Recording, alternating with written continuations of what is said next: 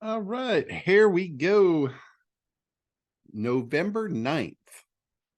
So we're back on the ugly daylight savings time where it gets dark at 5 o'clock. I hate that time of year. For some reason, it's totally psychological because nothing really changed other than somebody pushed the lever back on the clock. But for some reason, it just demotivates the heck out of me. I don't know. Well, when it gets dark at 4:30 in the afternoon, because we're a little bit north of you guys, so it gets dark way earlier and stays dark way longer, which is certainly no fun. Yeah, my guys wanted to go next weekend and do more lobster fishing. And I'm like, shit, we're going to have to leave in the morning to get over there and get set up by the time it gets dark now.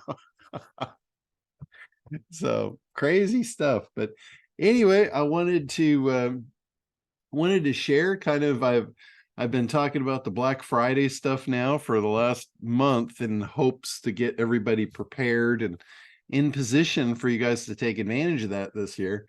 I know last year I was just completely off the rails. I did nothing for Black Friday last year and have, I'm not going to say I've kicked myself, but yeah, I kind of kicked myself because it's a great opportunity to make sales. So this year, well, last week when we were on the call last week, I made mention of some of the crypto stuff, and I guess a lot of people hadn't heard, that I run that crypto group. So it kind of inspired me to send an email out. It's a pre-Black Friday special. And lo and behold, I think I made, I don't know exactly, but over 20 sales. Over 20 sales just from sending a simple email out, inviting people that probably already knew about it back to something I already had. It was so minimal work on my part. It was ridiculous. I literally just logged into Kartra.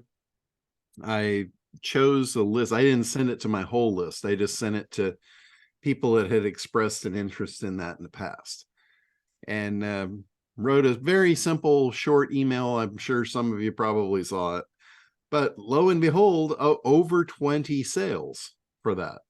Now, granted, it was a ridiculous offer. It was a fraction of what I'd normally charged for that group. But nonetheless, it was a lot, it was money I didn't have the day before. So if, and this is something like, I don't know if you guys ever heard the story about the Beatles. The Beatles were out of money, and I don't remember at what point in their career, but they were basically out of money, and they were all sitting around, and I'm sure they were quite stoned at the time, I'm sure of it, but they were talking about wanting to have a swimming pool, and they didn't have the money for a swimming pool. And I think it was, again, don't quote me on this, but I think it was Ringo that sparked up and said, why don't we just write a song? So they wrote a song and they sold the song and they got the money to buy the swimming pool. So how that, you guys are probably thinking, how the hell does that correlate to me? Well, you don't write a song, you write an email and you send it out to your audience just like they did. Their audience paid for that swimming pool. Your audience will pay for whatever it is that you want. But you have to write the email. In their case, they had to write the song. The money wasn't just magically going to appear. Sure, all those people followed them and they loved them, but the money doesn't magically appear. You have to do something to make the money magically appear. In their case, it was write a song. In our case, it's write an email. It's very similar. The email is your music to their ears. Now, in their case, they knew exactly what their audience wanted. They wrote songs that was in tune with their audience, right? I talk about this with Elvis too. When Elvis struggled, he was writing songs that were not in tune with his audience. When he started off, he was singing gospel music. He was writing gospel stuff and nobody liked it. His audience was young girls. They wanted some crazy hip shaking shit. And until he started doing that, he was not appealing to them. It was all of his fame and fortune came after he shifted his messaging. His messaging was in his music, just like the Beatles. Their message was in their music. They wrote music that brought a message to their audience that they absolutely loved. And every time they did it, they made money. So the key is figuring out what your audience wants and writing the music to their ears, whether it's a song or an email or creating a product, solving one of their problems. That's where your money is going to come from. If you're solving problems and you're communicating that, you are creating music to their ears.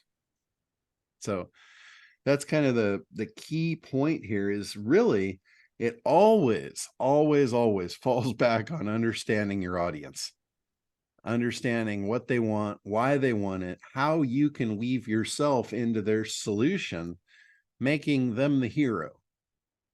You know, I often talk about when you're communicating, it's never about you. If you start off your communication all about me and look at me and I've done this and I've done that, they don't care. You've got seconds to grab their attention.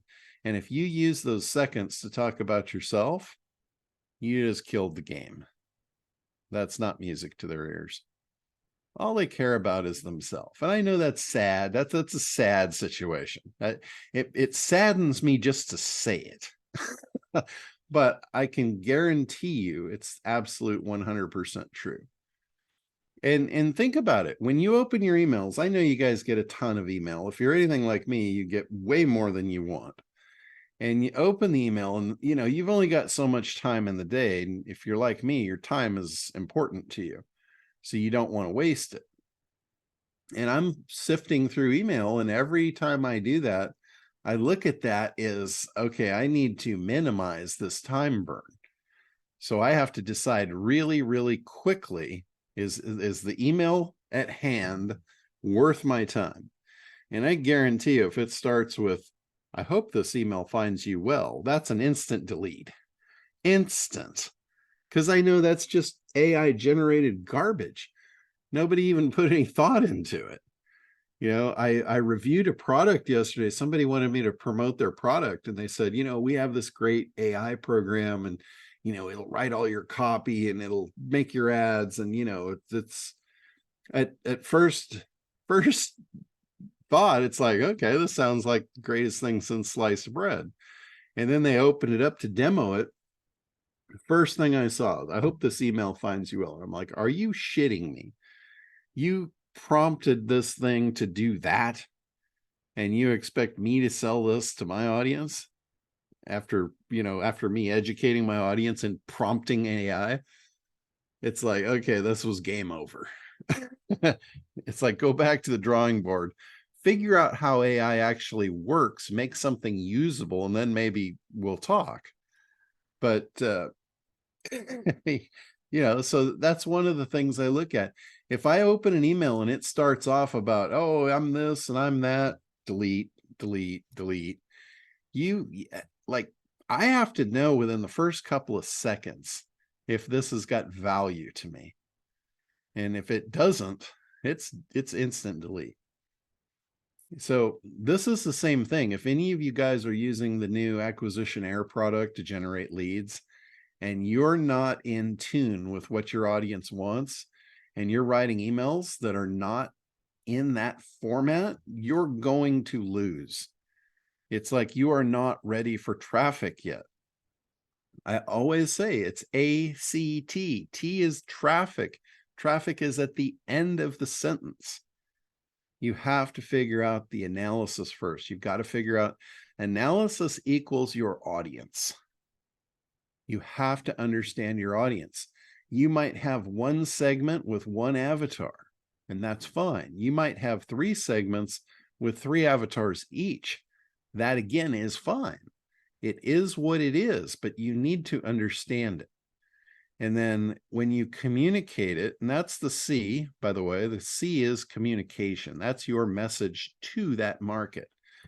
So if you have multiple avatars, multiple segments, each one is treated differently. Each one is a marketing campaign. It's not all one size fits all. You know, it's not like that. It's marketing doesn't come in spandex. You know, it doesn't stretch to fit. It's very specific. So you got to figure out, you know, A is your first job. If you don't do the A, you are kidding yourself. You are not going to be wildly successful. I can almost guarantee it. I mean, it would be a long shot for you to find success without figuring that out. A long shot. I'm not saying it's not possible. I've seen some people that have really successful businesses and they're absolute morons. And they just fell into it. But I guarantee you, if they were to start over and they didn't understand why they fell into it and how it all worked, they wouldn't be able to reproduce it. The thing is, when you understand the ACT marketing protocol, you can reproduce success every time. You can also sidestep failure almost every time. Because if you're out of sequence, if you're not in alignment, it's going to be difficult. And if you're buying traffic, I don't care what kind of traffic we're talking about, any kind of traffic is a magnifying glass.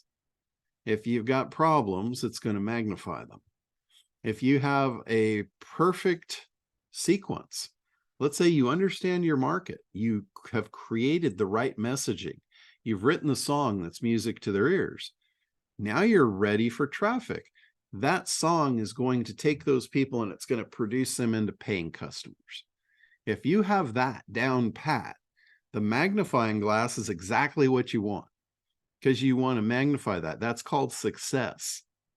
When you can take cold people that don't know you and you can tell them about what you've got, how it's going to benefit them, what you want them to do next. Like it's the Frank Kern thing.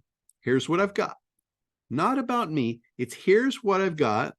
Here's what it's going to do for you. Here's what I want you to do next. Right? That's his little short sequence.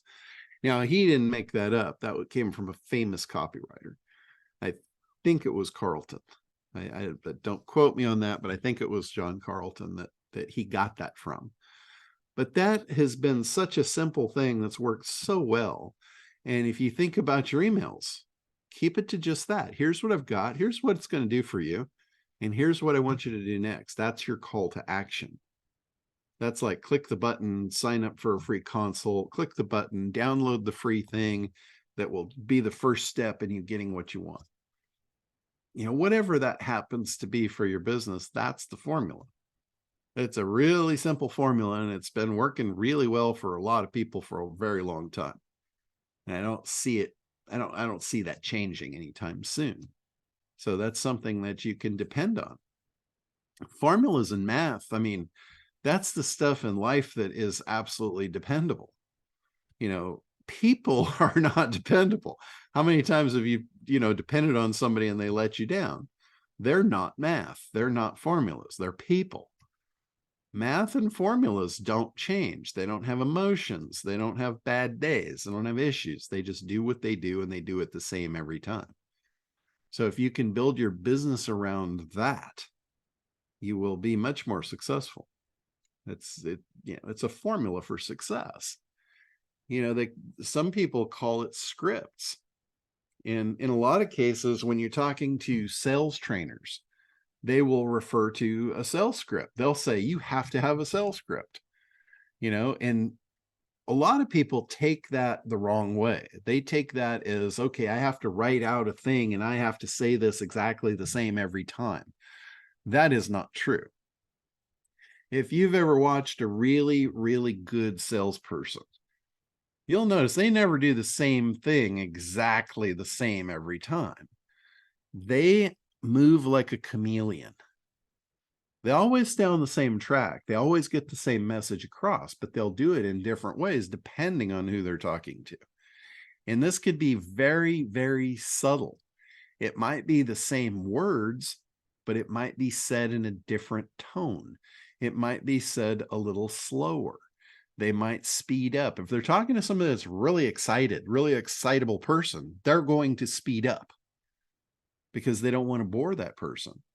If they're talking to somebody that's very methodical and logical and is really trying to understand everything they say, they're going to slow down so they can get it. They'll leave pauses. They'll allow that mental space to actually compute. They're really good. Some of them don't know it. They don't know what they're doing. They're just natural at it. But they'll look around. They will look at the environment. Like, a lot of times they'll go out to meet someone at their office or at their home, and they will first observe the environment. Like a good salesperson that comes into my office, the first thing they're going to notice is that big thing up on the wall behind me. That's a big marlin. If they don't make mention of fishing, a fish, anything to do with that thing behind me, they're not a good salesperson. Because they would know that is part of my life. That's important to me. Otherwise, why the hell would it be on my wall behind me? It's a statement. Some people will have pictures of their family on their desk. That is a statement. It's no smaller than that 10-foot fish behind me. It's just not as obvious. But it's obvious to them because they're looking at the environment. They're figuring out how do they create a common thread to you. They're creating a bond. How do they bond with you? Best way to do that is to talk about you. If they notice you've got family in the picture, that is going to come up. I can almost guarantee it. If you've got a replica of a Ferrari on your desk, guaranteed that's going to weave its way into the conversation, and it's not in the script. Right? It's not in the script. That's the part of the chameleon part. They will adapt to the environment, and they're very good at it. But it's creating that trust and rapport. I mean, who do we trust most? It's the person that we see in the mirror, right? That's the only person that we can truly depend on. That's the one that is 100% in it for us, right? And if they mirror you and they show up as like you, you're going to see yourself in them and you're going to trust them. That's part of the mechanics behind what they do. So that is all based upon a script. That's the structure of a script. So the script might read something like, figure out what's important to them and somehow correlate yourself to that. So you mirror them, right? It's not a specific script in words. It's a script in behavior. But the best of them have a script. And a sales trainer will tell you, you need a script. If you don't have a script, you're selling by the seat of your pants. You're just saying any old random thing at any old random time, and you probably are not making very many sales. You have a broken function. Your process is broken fundamentally. If you have a script and it works, it's a good script, it's not going to sell 100%. But if you're selling, 6 out of 10, 7 out of 10, that's a good functioning script.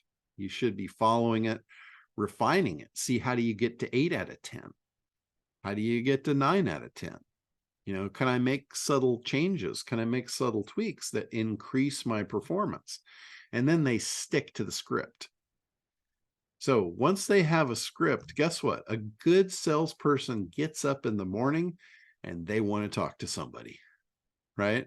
Because they know they're going to make a sale. There is a high likelihood it drives them to want to work because they know it works. They know if they put in the effort, they're going to make the sale and they're going to make money.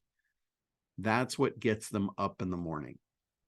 If you have somebody that's got a broken script and they know they're going to get up and they're going to make 10 presentations and they're going to sell shit today, they're not very excited about their life. They would just as soon stay in bed. They're unmotivated. It's It's a vicious cycle. And in how this correlates back to traffic, if you have a script that sells and you're that guy that's excited to get out of bed in the morning because you know you have something that works and you just want to talk to somebody because you want to make the sale, that's where traffic is a magnifier. You want to magnify that. So the short moral to the story here is, if you don't have your script ready, if you haven't figured out your audience and figured out the messaging to talk to them, you are not ready for traffic. You should not be getting out of bed. You should be laying there and using your mind to calculate, how do I get my script right? You shouldn't be taking a broken script out into the world and banging your head against the wall as hard as you can and for as long as you can until you're dead. That's no way to go through life. So you should be using your mind. Instead of banging it on the wall, you should be using it productively to either figure out your audience or figure out what you need to say to them to get them to say yes. That's how you use your head. And then when you do traffic, you're not banging it. You're creating sales, you're creating wealth, you're moving forward, you're creating success. So don't jump into traffic thinking it's going to solve all your problems. It's not. I remember back in we'll call it the good old days of SEO when it first came out. I could literally drive so much traffic with so little effort that it didn't matter. If you had a shitty sales system and you sold 1 out of 100 or even 1 out of 1,000, I could dump enough traffic on you that you would make money. I'm not saying it was a good thing or the right thing to do, but I could do it. And I wound up doing that for several people. But as time went on and the SEO game got more competitive and more people entered into it and all that, those days are gone. The days of like the free traffic in groves and hordes so you didn't have to be good at your messaging is gone. That's a thing of the past. That's like my old photography days. That industry is gone. Photoshop killed it. Well, competition in SEO killed that. It killed that opportunity of being able to just drive enough traffic that anything would sell. So that just means you have to get good at the game. And the ones that are good at the game are going to win. And there's people that are way better at this than I am. Like when I was in SEO and I started selling SEO courses, I wasn't very good at the marketing. I'd never done that before. I mean, I fundamentally knew a lot about it because of my interaction and, my being around it for so long, but I wasn't good at it. I didn't have the practical experience. And I saw guys that didn't know half a squat about SEO compared to what I knew, and they were killing me. They were selling their crap like it was going out of style, and I was having trouble selling mine just to save my life. And it was all because of the marketing.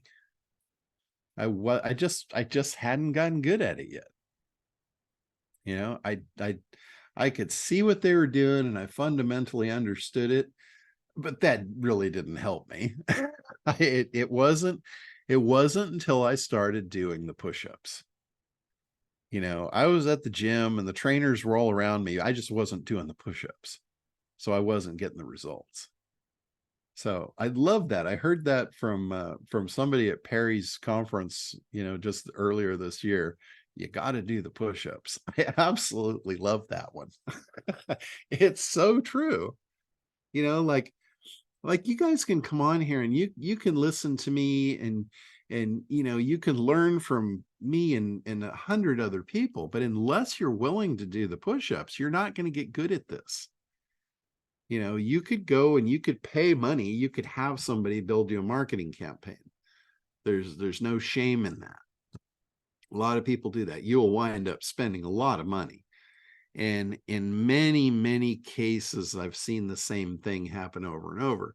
They spend a lot of money and they still don't get a good marketing campaign because either the person they've spent the money to was just really good at selling their own services and not really doing the work, that's very common out there.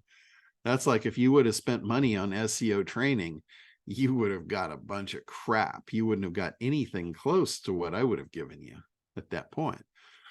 So there's a lot of snake oil in this business. A lot. There's I can't even tell you, the amount stifles me. But you know, you could do that if you go out, and I don't think you're going to find anybody that is going to build you a really, really successful marketing campaign inexpensively. Because it's, as you know, there's some work to it. There is some work to this, like going through the ACT program, all the stuff that I talk about. You got to do all that stuff. So you've got, there's a certain amount of work to it. There's a certain amount of hours to it. And then there's a skill set level that they didn't just get overnight. They spent years developing that, and that is worth something. So they don't give it away for free. You know, it's like if you need brain surgery, do you want to go to the guy that's been doing it for 20 years, that's got a lot of experience, or do you want to go to an intern that's never done it before? Yeah. I don't know too many people that throw their hands up for that. So, but you know, there are some people that will do that because either they don't have the money or they don't see the value in it and they don't want to spend the money. And they're going to go on the operating table, and you know where that's going to go. It's not going to be good. So there, you know, in certain cases, you don't want to cut corners. But I would really, really encourage you guys to learn how to do the marketing yourself. First off, so nobody pulls the wool over your eyes. If you know how to do it and you want to hire somebody to do it, you're in much better position to make sure it gets done right than if you don't spend the time and do the push-ups to learn how this works. Because if you don't know how it works, you're going to get sold a bill of goods and you're not going to know the difference. And then it's going to get even worse, because now you got this thing and you think it's going to work, and you go and you spend a bunch of money on traffic and you find out, oh, wow, that didn't work. Why didn't it work? You should already know why it didn't work if you understand the marketing. So when I say you need to learn this, I'm serious. If you're going to be in business, you need to understand the fundamentals of marketing, and they're not that difficult. I mean, it really comes down to the simplicity of exactly what I just said earlier. You've got to figure out your segments. Segmentation is the first step. It's figuring out how many segments of a market do you serve. Some of you will serve multiple markets. There are products out there that serve completely different markets for the same item. But those markets are different. Those markets have segments, and those segments have avatars. And when it comes down to the messaging, you need to nail that down. You know, you really need to nail that down. Now, there are certain products, like for instance, I'll use Coca-Cola as an example. Coca-Cola has a product that has a broad mass appeal. I mean, the main market is human beings that drink fluid, right? That pretty much encompasses everyone on the planet. Now, not everybody is going to like Coca-Cola. Some people don't like carbonation. So they're not going to try and sell to those people. They're just going to set them aside and say, that's not our market, right? That's a different segment. We need a different product to sell to them.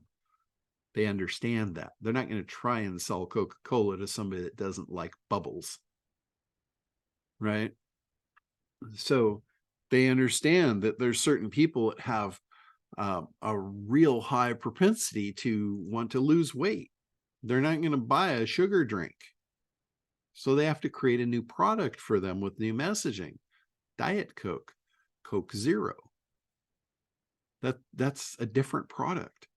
So they'll create a different product line to serve those different segments of those markets. So it's the same with you guys. I guarantee you, whatever you do probably serves multiple markets, probably serves multiple segments and multiple avatars. Now, if you've got the whole world as your oyster, now it comes down to you don't want to pack up a backpack that says I need to create 100 marketing campaigns, because you're not going to be able to lift it. It's just going to crush you. It'll be like, you're in bed in the morning and you're trying to get out and this freaking thing's on top of you and you just can't even move. So I always tell everybody, start with one. Take all the shit out of the backpack and make it light so you can carry it. Create one marketing campaign. And if you're going to create one, which one? That's really easy for me. It's the one that's going to be the least effort and the most profitable. So you look at your profitable market segments and you say, where could I make the easy money the quickest? That's the campaign that I'll always build first. I want the easy money first. And what I have found over my lifetime, when I do that and I create the easy money first, I usually never leave. I usually never move to the next step and create the harder one because I don't need to. I'm already making plenty of money on the easy one. And now I'm looking for the next easy opportunity. You'll never find me working hard. Ever. I don't have to. So, and that's just, I've found that over and over and over. In a lot of cases, it was just by luck. Like I said, I didn't know how to do all this stuff to start with. I've been doing business and making money since I was a preteen. In a lot of cases, I fell in. I got lucky. I showed up at the right place, the right time, and it was pure luck. I didn't know what I was doing. I guarantee you, as a kid, it was just I wanted money, and I would figure out the easiest ways to get it. And maybe it was my lazy attitude right from day one that built that roadway for me. Maybe that was it. But as I've progressed and gotten older, I've realized there's patterns to everything, and they're all repeatable. And, I love that. I love to be able to depend on things. I'm not a gambler. You won't find me in Vegas. I don't do things that I can't equate sense to. So formulas, make me feel really safe and cozy. It's like wrapping yourself in a nice warm blanket. It's where I would want to be. So, Ahmed, go ahead. Quick question. Out of all the campaigns you have done, do you find it doing a book is easiest or just a one-on-one, a group, or a membership? Which one of these gave you the best product? Okay, so the question is basically like, what type of campaign did I find? Did I fall into? When I first started out, I wasn't comfortable talking to a lot of people. Like, I wasn't comfortable being put on a stage, right? That scared the shit out of me. I was very introverted growing up, and, I didn't mind one-on-one. So one-on-one worked for me at that point. But as I grew and I started figuring things out, the idea of doing one thing and getting paid multiple times overcame my my fear of talking in public. It was like, oh, if I can do this and do this once and I can get 10 sales or 100 sales, that jumped me over that gap. And also as I saw the benefit in talking one to many, I actually spent some money on myself.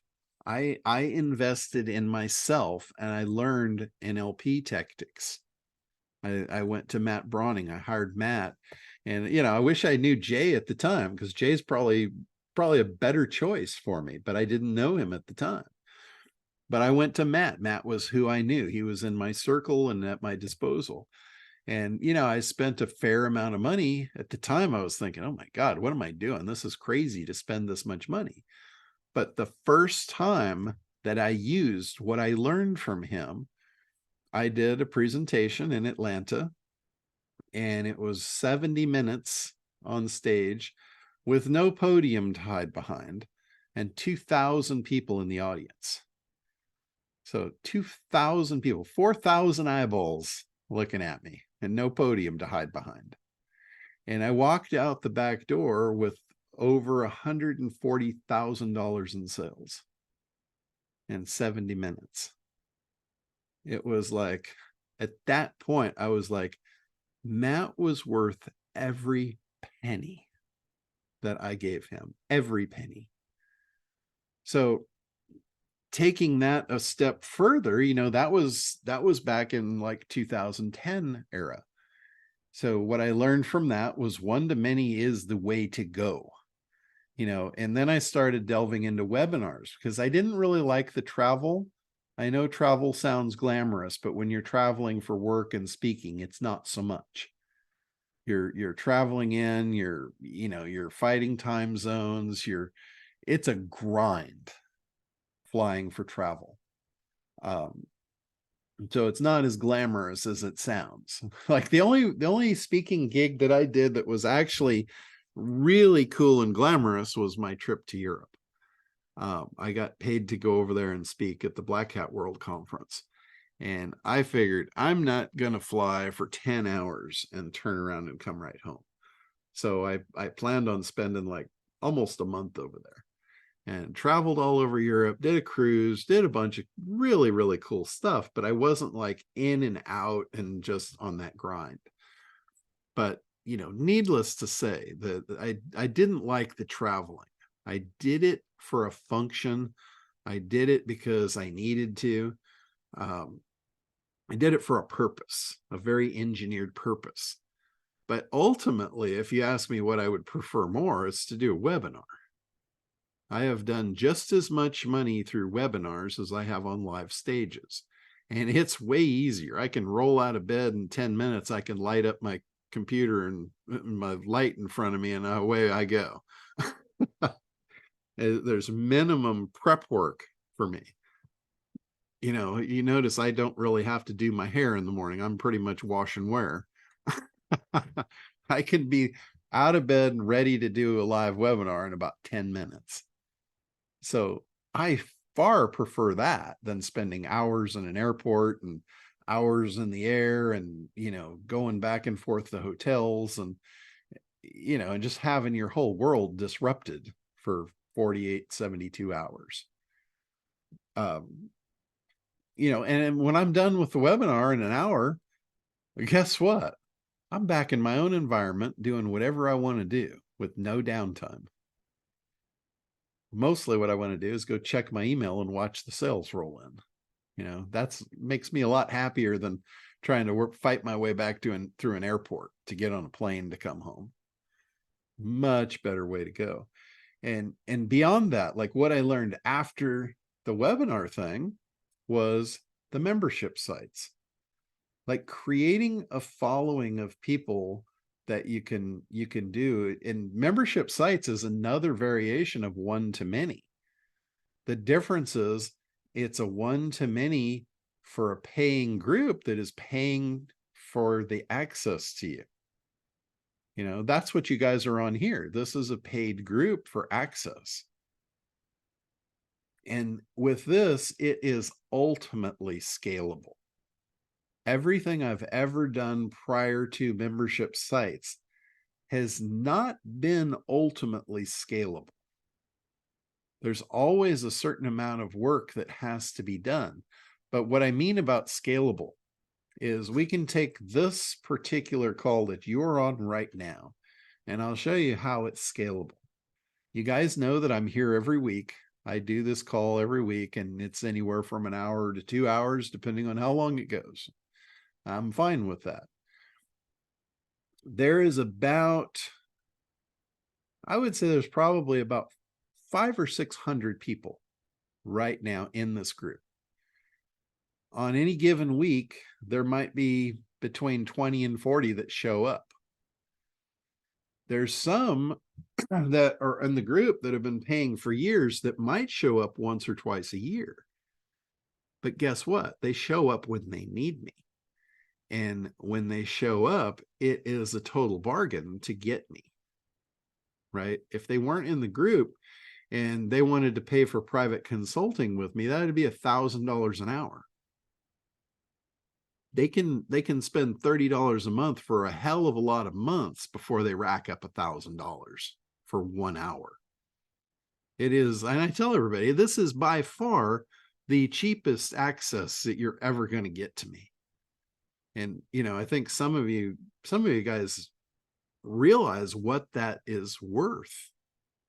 You know, to have me here every week for you whenever you need it for whatever you need, what is that worth?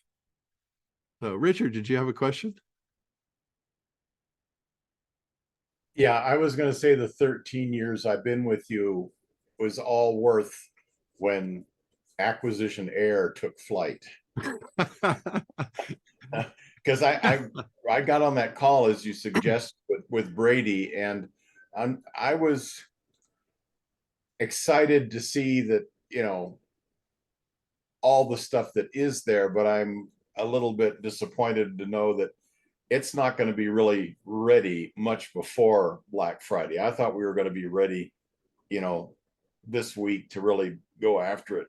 And Brady's understandably couching his presentation and says, I can't say because I don't really know, but we're doing this and we're doing that. And, you know, when the bell rings, it's going to be,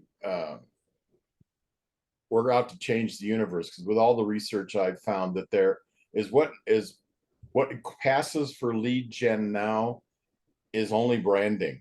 There is no lead gen out there. All it is scraping.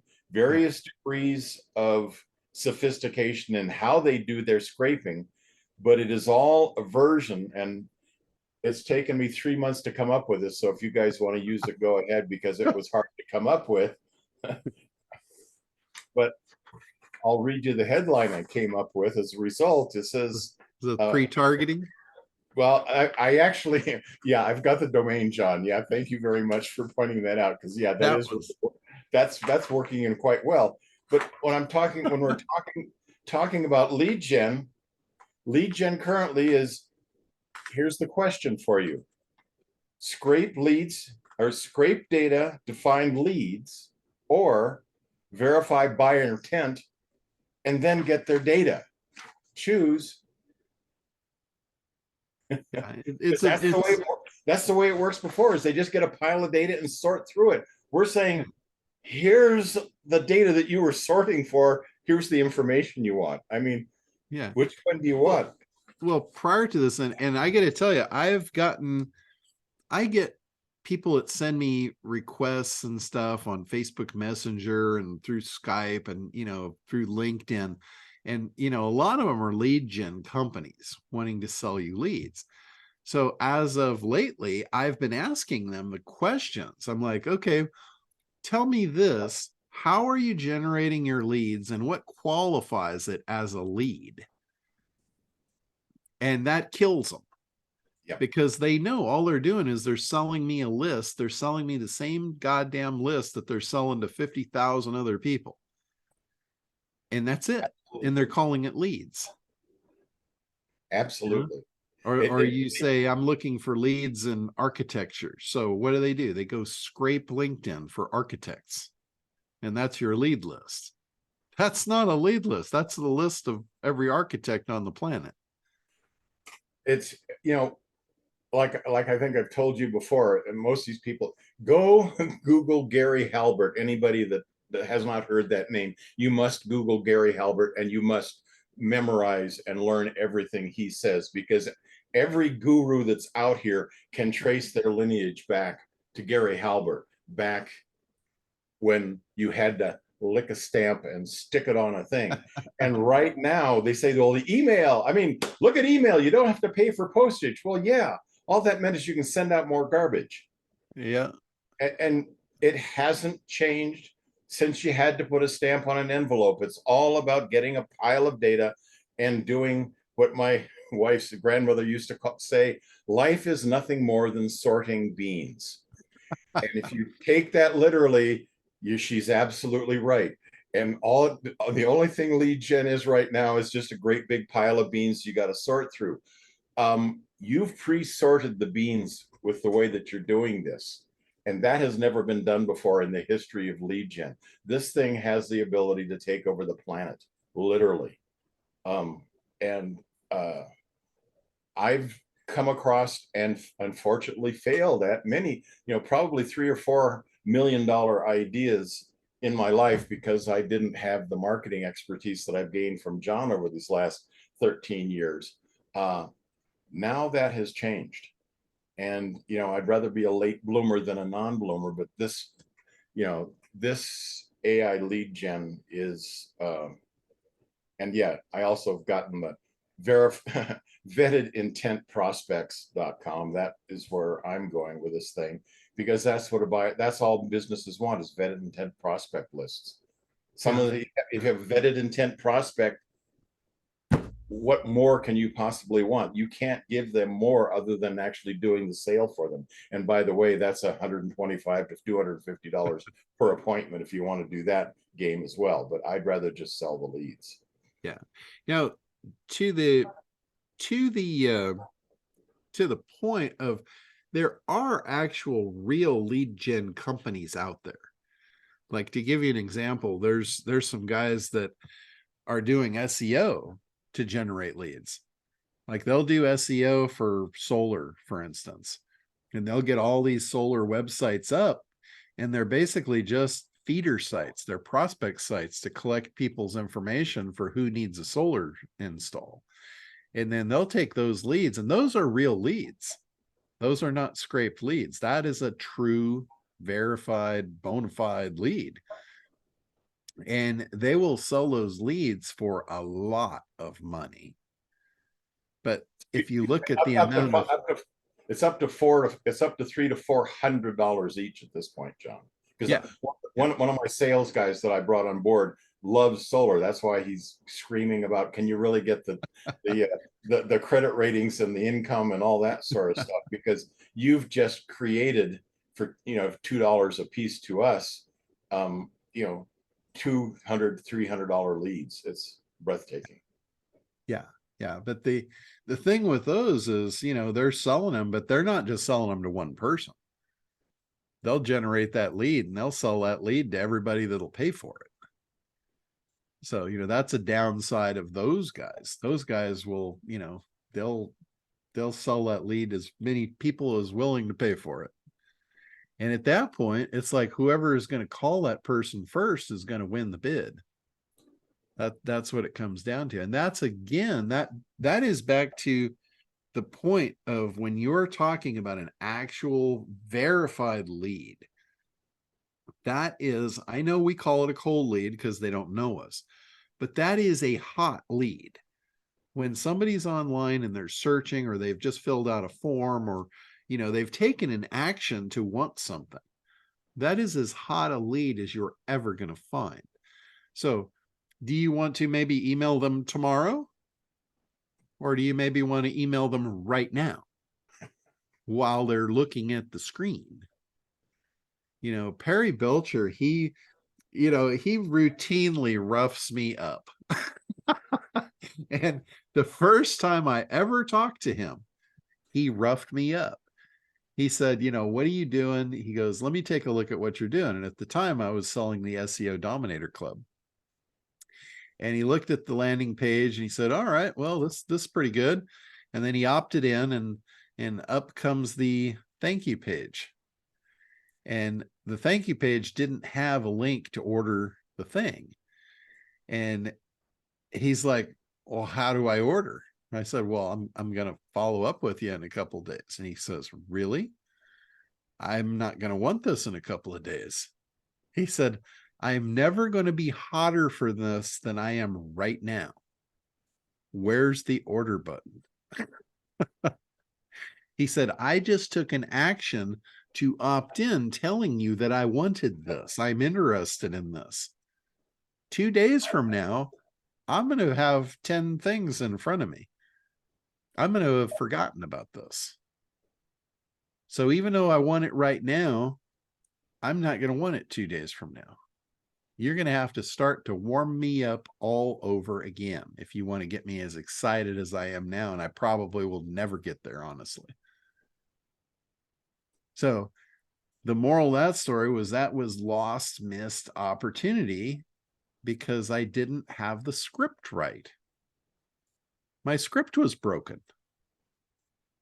Plain and simple. I had a broken script. He helped me see it. So, that was a big lesson. And that's a lesson in lead gen. When you get a hot lead, they're not going to be interested 2 days from now. They're either going to have fulfilled their need or forgotten about it. They're never hotter than they are when the interest is generated. So when you get the email, you want to instantly respond to it, which is why we're building a SendGrid integration into it. So we're actually going to have a checkbox in the control panel when this thing rolls out on Black Friday. You will be able to check the box for SendGrid.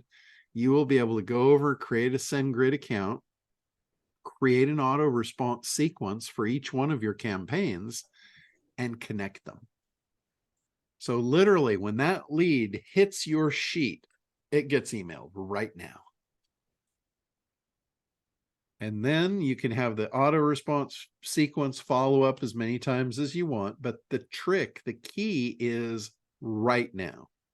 When that lead is generated, they should be receiving an email in seconds.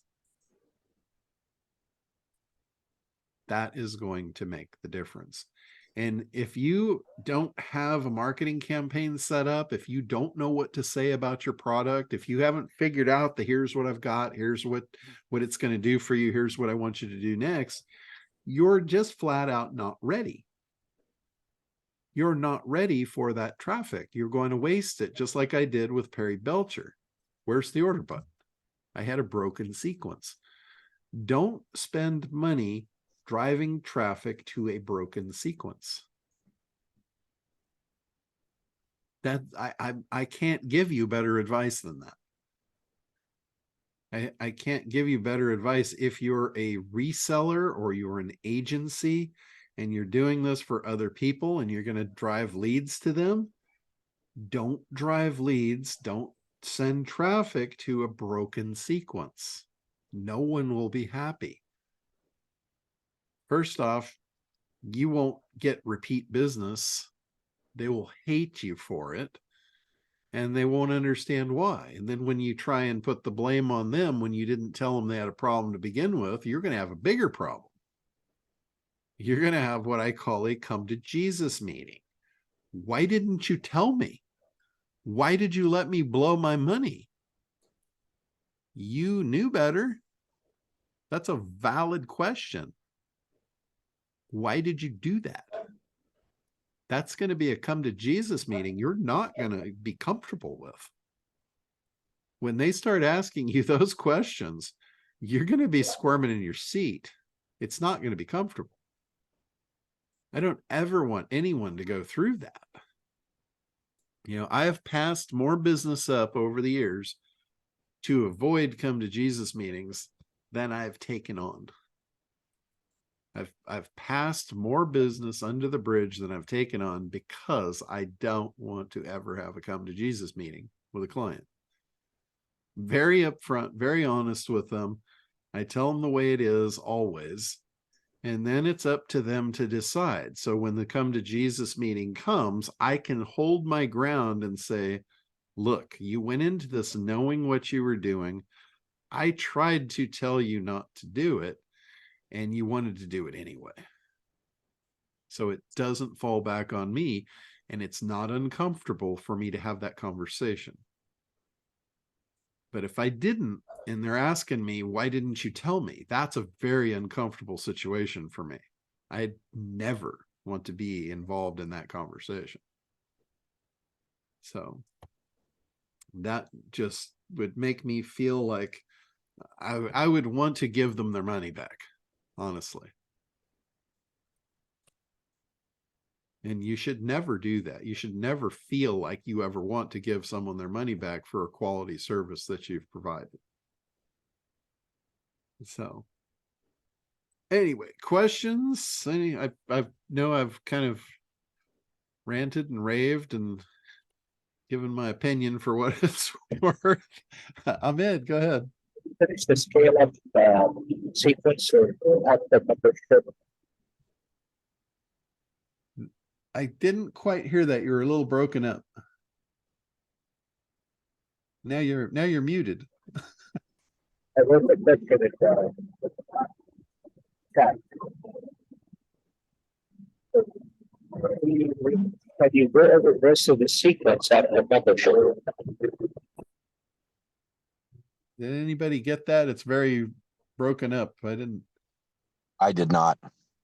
Okay. Yeah. I think what you're asking is, do I have a sequence for membership sites? Did I get that right? Ahmed, were you asking about a sequence for membership sites? Okay. So I do have some sequences that I've created to sell some of my products. Like for instance, one specifically is we created a really successful sequence to sell SitePop. And because the sequence was so good, I'm going to repeat it for Acquisitionaire. And the way that the sequence went, this was not necessary. It did come with a membership site, but it was also service. It was software as a service.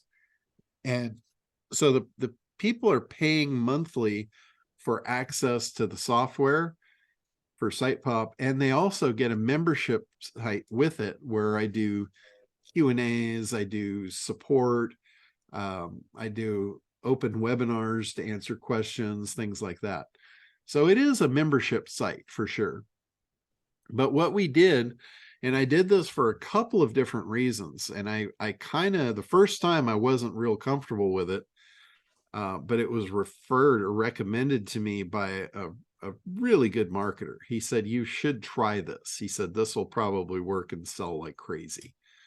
So I did. And the way the sequence goes was we do the webinar on a Wednesday. So the presentation goes out on a Wednesday at a preset time. And in the call to action, it's like, okay, we're opening this up. We always put it under a beta pretense. So whatever it is, it's always going to be in beta. And that kind of leaves you off the hook for if there's ever problems that come up. Because with software, there's always problems that are going to come up. And as long as it's in beta, you've got an off the hook. You got to get out of jail free card. It's like, this is a beta program. There's going to be issues. So you can never have anybody be angry with you because of that. They're in a known beta thing. So, like, I guarantee you, Acquisitionaire will be in beta forever. That's just the way it's going to be. So anything I ever put out that's a software is going to be in beta forever. So anyway, the call to action on it is we have it in multiple levels. So you can buy this SitePop, you can buy it and we don't even release the lowest level at first. We do the 2 higher levels first. So they don't even know there's a 3rd level. So with SitePop, we do the agency version is our highest level. And then we do our professional version. So you have option to get professional or agency. Professional is for you if you're an affiliate marketer, you're doing SEO for your own purposes, and you can cover up to 10 websites with it. So that covers, almost every professional out there is going to cover them. And then we have the agency version, where with the agency version, you can get 50 projects for as little as like $4 a month to resell them at $100 to $200 a month. That's a very appealing offer for agencies. But the first month, we do the price the first month. It's like a 3 times price. And we set that as our normal regular retail price. is 3 times the amount that we're going to sell the product for. So a lot of you guys have asked me about pricing strategies. This is a pricing strategy.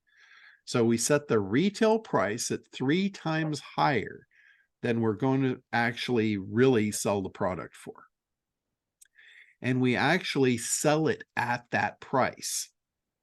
They buy it at the 3-time price. And the deal is, if they buy it from Wednesday, from the time we do the webinar to Friday night at midnight, they get 3 months for free. So, and then after the 3rd month, the price drops to 1/3 the regular price. And then they could lock it in for life.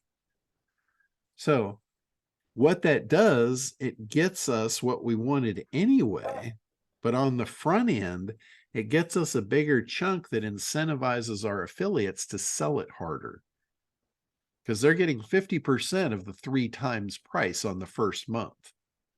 So they're going to sell the snot out of that thing.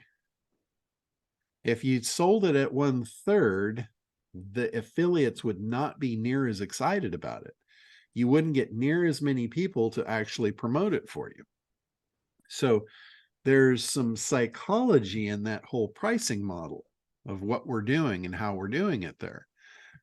Anyway, when Friday night midnight hits, they're getting an email campaign that goes out, and they get probably 3 to 5 emails between the close of the webinar. Like when we first send the first email after the close of the webinar, it says, hey, the webinar was spectacular. We've got the replay up. Here's the link to watch the replay in case you missed anything or there was something you didn't understand. You can go back and rewatch it.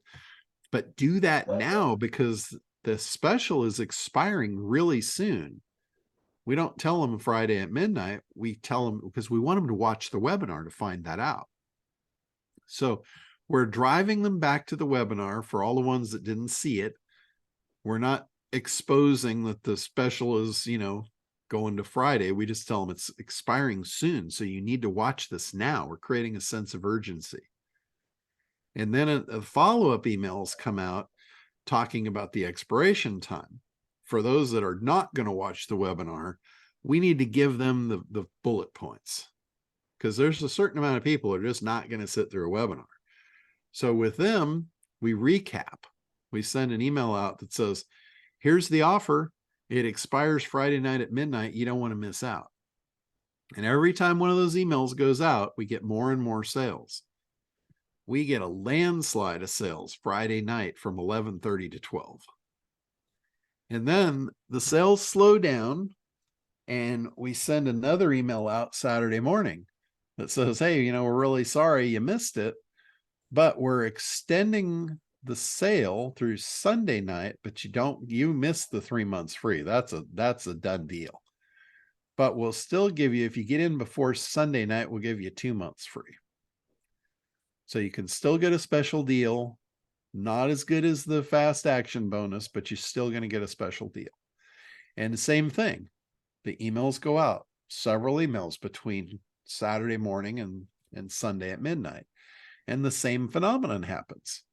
Every time the email goes out, we get more and more sales. We get a landslide Sunday night between 11:30 and 12. And then Monday morning pops up and we're like, hey, sorry, you guys missed out on the special deal. And that is when we release the low version.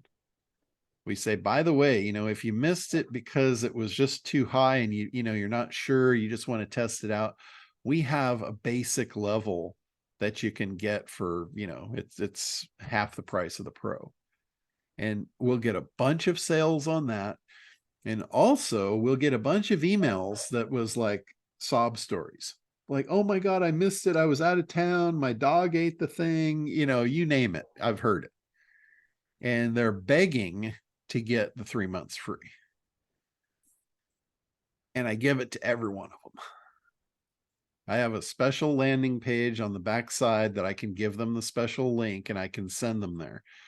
Because all of the other pages, when they go to that page, it's an expired link and it passes them to what the deal is currently. So I create a special landing page for those with a unique URL, And then I send them that directly. I say, hey, you've been with me for a long time. I really value your business and, and appreciate you wanting our product. So here's the link for you. And we sell a bunch that way. So the first time I did that sequence, we didn't have a lot of people in the list. We did this list out to a small SEO group, and we wound up selling on I think on Monday evening when we closed out the sale, I think we were at like $52,000 in sales from a Wednesday to Monday night. It was like, I was like, holy shit, that was the best I'd ever done to that point on a webinar with webinar sales. So that sequence blew my mind. I would not have bet on that. I didn't like it when I first saw it. I'm like, this is cheesy. But it worked. So when a script works, you don't fight it. You improve upon it. And the improving upon it was just in the messaging and the follow-up emails. That was the only place where we needed to really improve upon it. And I think I'm going to do a very similar thing with Acquisitionaire. We've got the 3 levels. We've got the upfront price, which is the normal retail price that I don't expect anyone to ever pay. They'll have the normal monthly price, but the front end, the first month, will be the 3-time thing, or some variation of that. It might not be exactly 3 times, but it'll be a much higher number, so it drives the affiliates. So like for you guys, anybody that's in the beta version of it, you guys don't have to pay the high price up front. You can just get in at the regular monthly price. So you won't get that big hit on the front end of it. So that is an example of a sequence to get a bunch of people into an ongoing paying monthly membership. And you can do that in any variation of anything. You could have a monthly membership for anything you want, and you could drive people in that way. You have a webinar, which is your presentation. You're creating demand and desire. You're eliminating objections, and you're making an offer. That is the foundation of any presentation. So you're doing that, and then you're creating a way to create a sense of urgency. And if you want to try and get them to move fast, you want to create a sense of scarcity. They won't be able to get this after this point. Anything that you can use is scarcity. You want to basically use everything at your disposal. If you go in the ACT program and you look at, I have a whole section on there, a whole training section on creating an offer. We go through all the components of an offer. The fear, the scarcity, the limitations, the bonuses, all that stuff. You can create a lot of emotion around a good offer. So Roger, you got your hand up? Yeah, thanks, John. All right. You going to play for us? I'm just waiting for Michelle at a medical appointment, so I do a little ukuleleing just to pass the time. That's awesome. Okay, just learning. We're both learning together. Cool. So I'm going to shift gears and Dude, you ask gotta a love different that. question. Hey, thanks. As you know, we have 2 sites, a coaching site and a photo video site. We launched the photo video site here a bit ago. We're working on the coaching site. The photo video site, it has subscribers. It's doing okay. The issue is I installed the user activity plugin. It's WordPress based. I installed a user activity tracking login to see what pages they're going to on my site. And I am now, for 3 weeks, I've been barraged by emails, usually about, let me tell you what's going on. Brute force attack. It's attempted logins of my admin accounts. I have three logins that have the role of admin. And what I see is failed login attempt. I get emailed when there's a failed login attempt. I've installed a firewall plugin. I've installed a brute force loginizer, a brute force attack prevention that says if you time out 3 times, you're locked. If you get locked twice, you're permanently banned.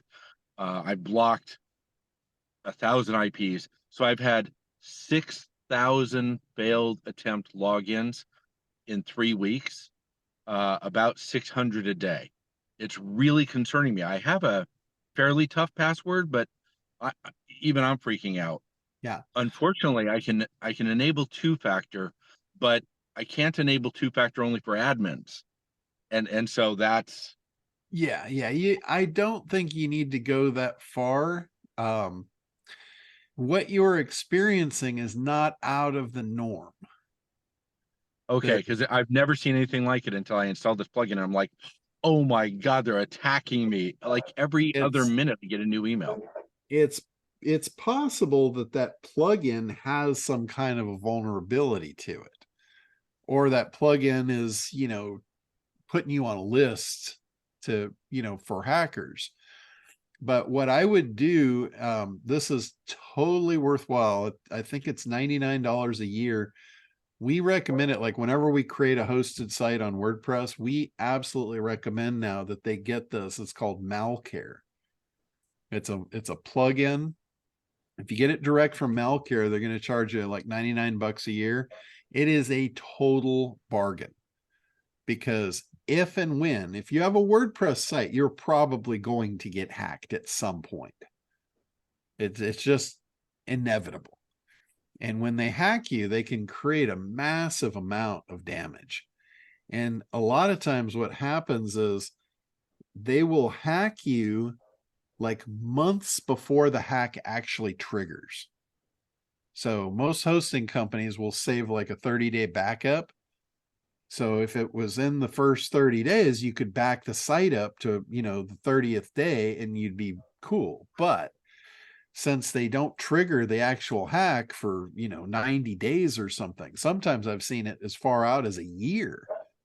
When we go back and we find the original files, they were placed in there like a year ago.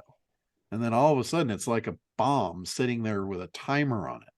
And then all of a sudden it just rips loose and all hell breaks loose. So with Malcare scans your site on a regular basis for that kind of stuff.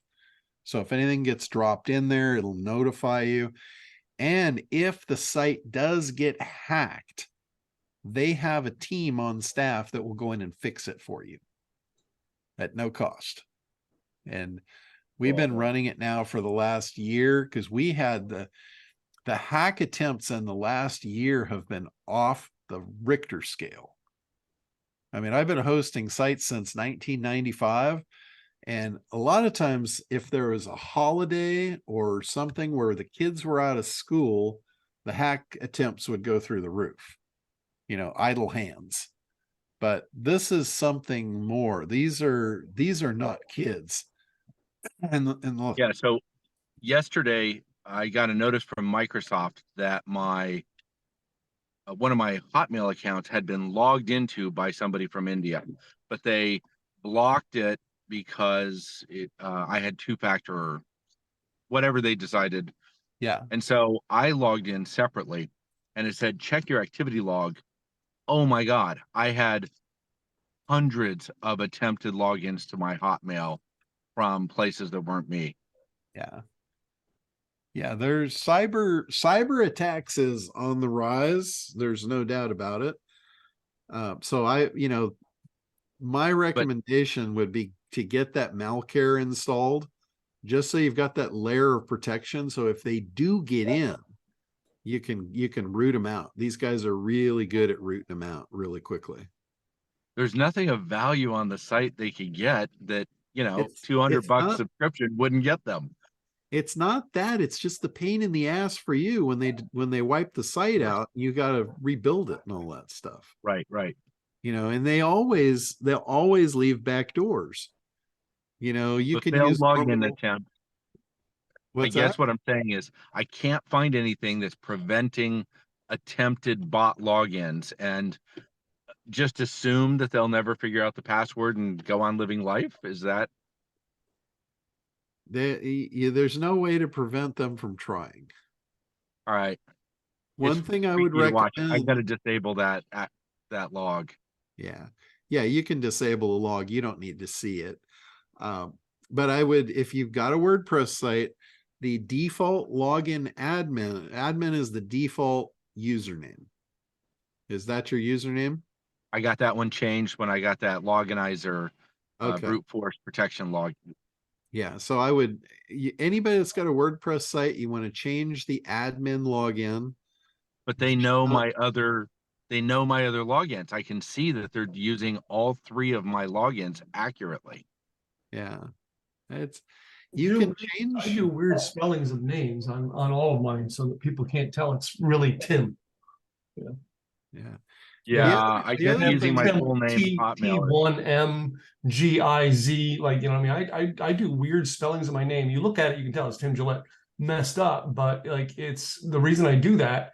I think Cynthia Legg taught me that. She said never, yeah, I got rid of all admins and all new clients. That's the first thing we wipe is their admin login and change it to a name.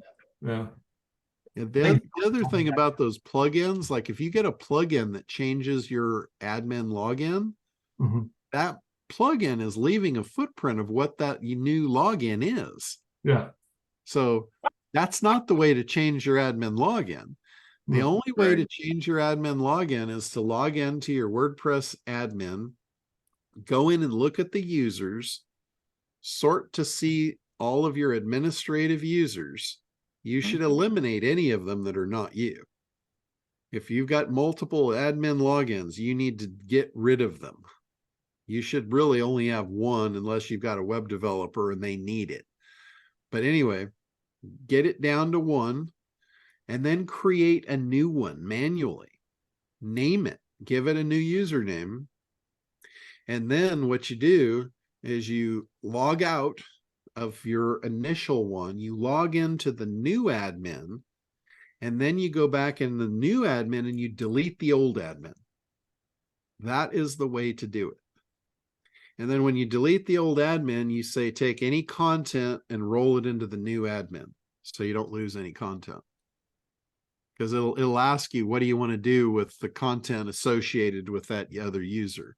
And you just move it to the new admin user. Question, John, is it equally protective if I merely downgrade the original admin to non-admin? I would get rid of it. But it's it's my online username, the pseudonym I've used forever. I don't know how to get rid of that and still be me. I think you can change all that stuff in the new admin. I don't think that's going to prevent you from reusing all that other information in your admin profile. No, what I'm saying is the name of that user is the name, my online name. So, you know, it's what everybody would expect to see. Oh, well, just make it that 123 or just some other variation of it. Yeah. That's All right. I think I'm gonna have to do that because yeah, the bots are it's freaky. It's really panicky to see once it once happening they in real time. once they figure out your username, they have 2 out of 3 pieces to the puzzle. You know, if you prevent them from figuring out the username, then now they only have 1 piece to the puzzle, which is, you know, just where the login is. Got it. All right. Thanks, John. Yeah, And absolutely. Tim. All right, Rashid.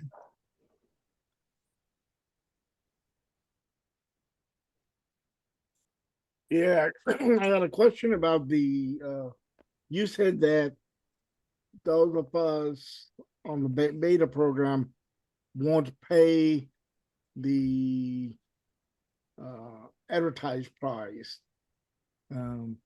But would we be paying the same monthly fee, or will we have a discounted monthly fee, or?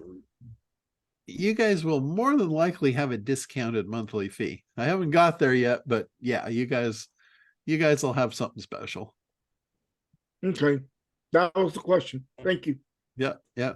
And also the anybody that's in the apprentice level, I don't see anybody on here right now that's in the apprentice level, but they will actually get they'll get the free ride.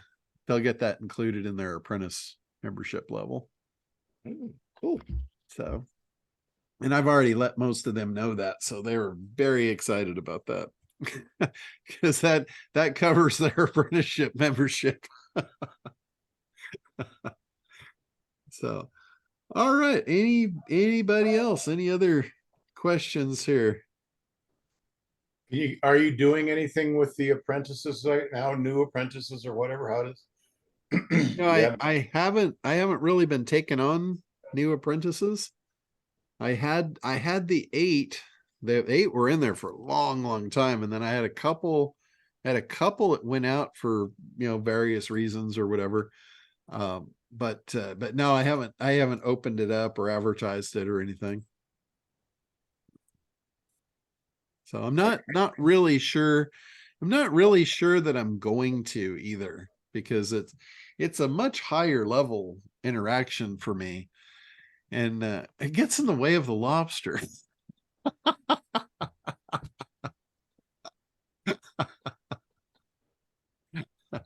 At least you're consistent, John.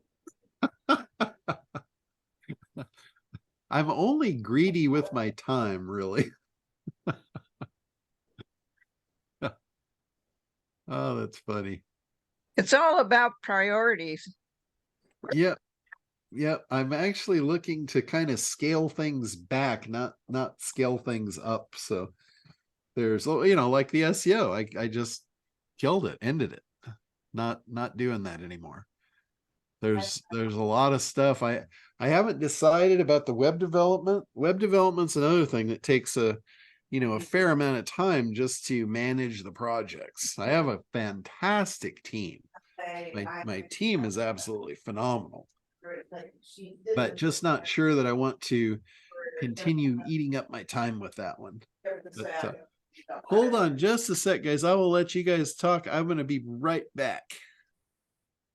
Da da da da da da da.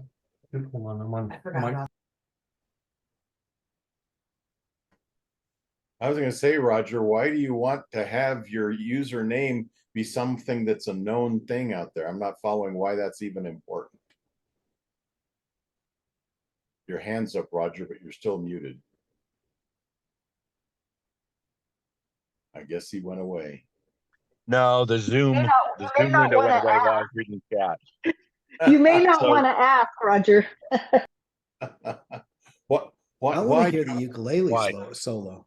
Roger, what you say you have a username that's you? I mean, I don't have a You situation may. that's similar to that. I'm just puzzled as to how you have a username that you have out there that's in public that actually has some value to it. Like I learned long ago after losing 2 domains, nobody knows what my root domains are for any of my URLs, because I only use aliases so I can manage the spam when it shows up.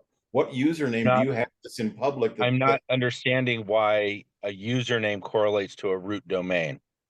I'm not getting that. Well, you said something about the name that you use is the name that you are that's out there, and I'm not following how that applies to a login. Because I would never have anything, nothing in public would ever be used for a login. So I'm puzzled about that. Okay, so let's say you have a YouTube account called Ricky P. Just as a hypothetical, right? And so you posted as Ricky P, and in the comments, when you reply to somebody in the comments on the YouTube, it'll say from the author, so that you can highlight that you posted, and it'll say, at Ricky P, right? So now you have a WordPress site that you've directed them to, and you post blog content, and it says the author's name is Ricky P, right? So so Ricky P would be your login, because that's kind of your online, your YouTube channel's Ricky P, your other thing. So on WordPress, you log in as Ricky P, and when people are online, they see that, oh, Ricky P's online. I know the main dude's online, right? That's what I'm saying. Okay. I've never had that kind of a use situation, but I can see how that makes sense. Okay. Yeah, and Richard, I use it in a different way. I use it for like keyword SEO purposes. So Okay. like water filtration expert for a water filtration company. Okay, well, I mean, the situation that I do is I my very first job after I got out of college and realized that the education I'd spent 6 years getting a Bachelor of Science in product design was a $5 an hour job.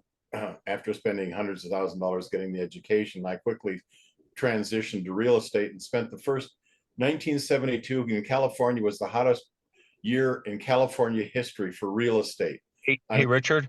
Yeah. I'm so sorry. I Go ahead.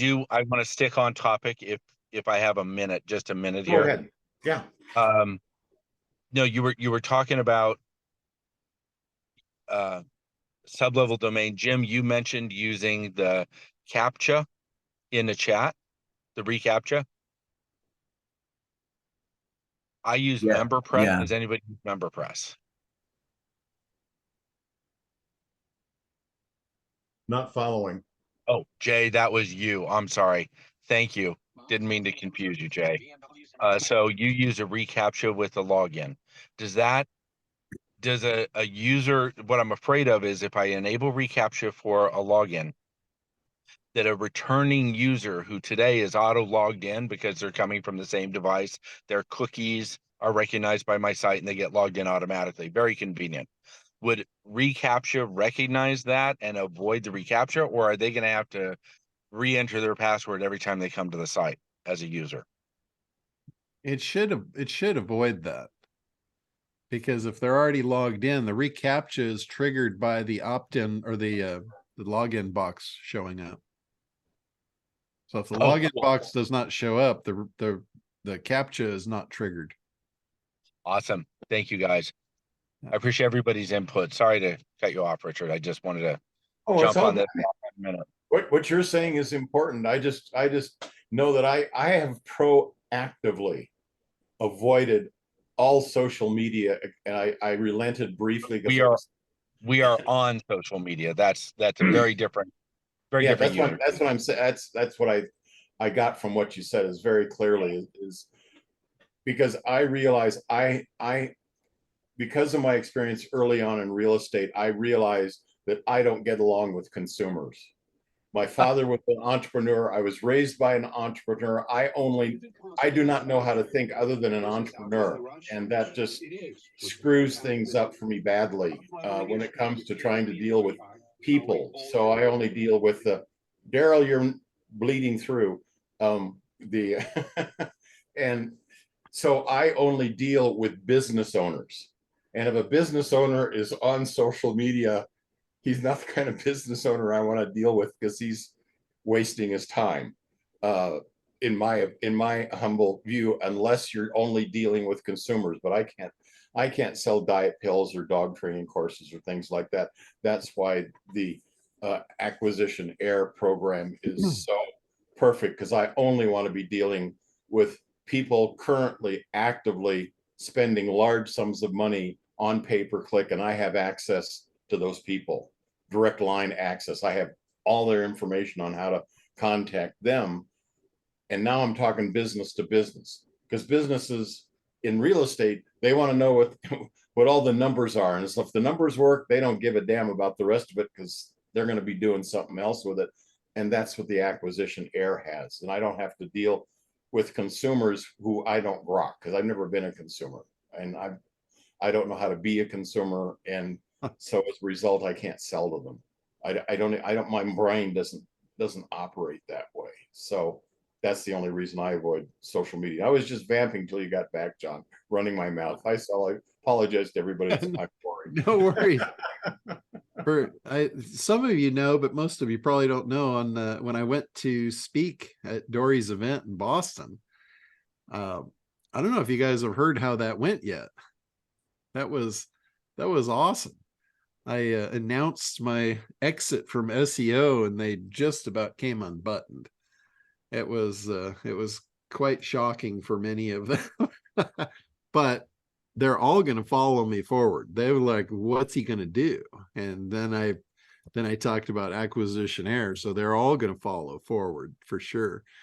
But on my way home, I got on the airplane, and it was really jarring. I mean, it was probably the roughest flight I've ever been on, and it was hilarious. So at the first part of it was hilarious because plane takes off, everything's smooth sailing, and they bring out the carts for the drinks, and as soon as they got a drink in everyone's hand, it hit, and the drinks were flying in the air, the carts were going in the air, the stewardesses were trying to hang on for dear life.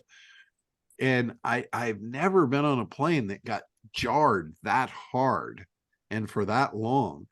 And all of a sudden I got this pain in my back, and I thought I had thrown my back out.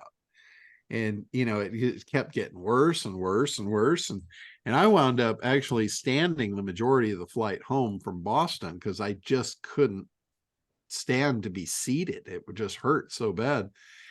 Well, when I got back into Orange County and I was getting ready for my Uber ride home, I realized, I go, this isn't back. My back's not out. This is a kidney stone. And so I went through that again. So again, for all you ladies, I have a new respect for childbirth.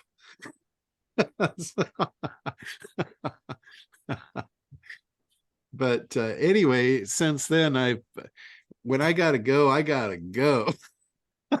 So that was my little interruption. Probably way more than you needed to know, but but anyway, Lily, go ahead. You've had your hand up there for a while.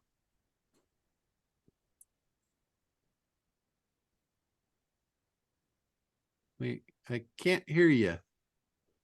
I know you unmuted, but it was not yet.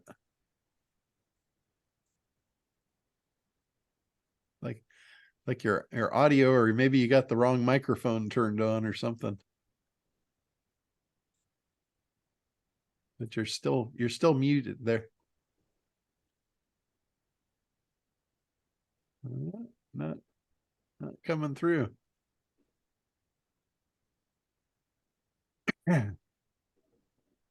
Learn sign language. Yeah, if you want to type the question in the chat, I can do it that way. If you don't, well, one way or another, we'll give you a voice.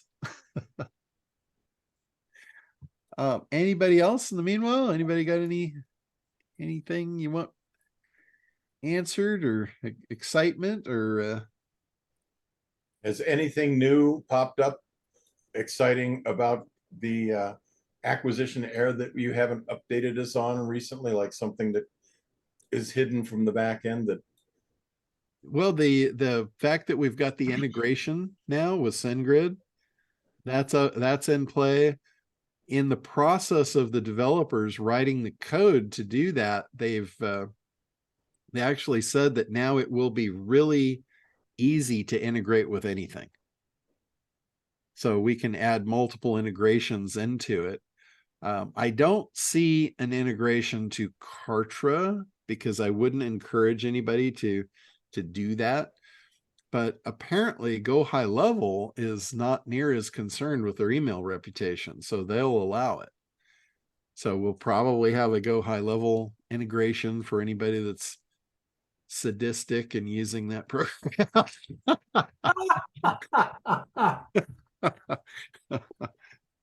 But I mean, using SendGrid is probably the way to go anyway, whatever program you're using for your marketing, because SendGrid will send the email out instantaneously. You can segment it, you can do everything that you need to do, and then you just send them to landing pages that are in your Kartra or your WordPress site or your Go High Level or wherever you've got your marketing pages. And then once they opt in to your marketing campaign, then you've got them. Then the games begin.